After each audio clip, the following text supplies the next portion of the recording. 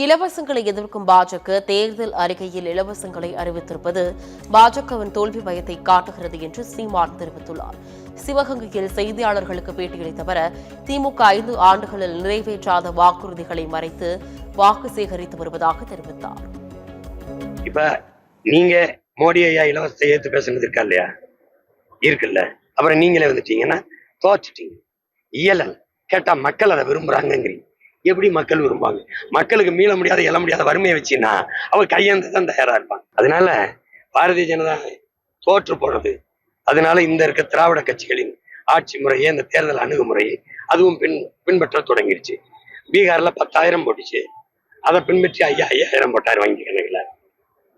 புரியுதுன்னு நினைக்கிறேன். இப்ப ஓட்டுக்கு ஒரு 3,000 2,000 கொடுத்து அந்த 10,000 சரி பண்ணிடுவாங்க. பொங்கலுக்கு 3, வங்கியில 5, 8, ஓட்டுக்கு 2, 10. ஒரே தவணை அவரு, இவரு 3 தவணை. சரிதானே?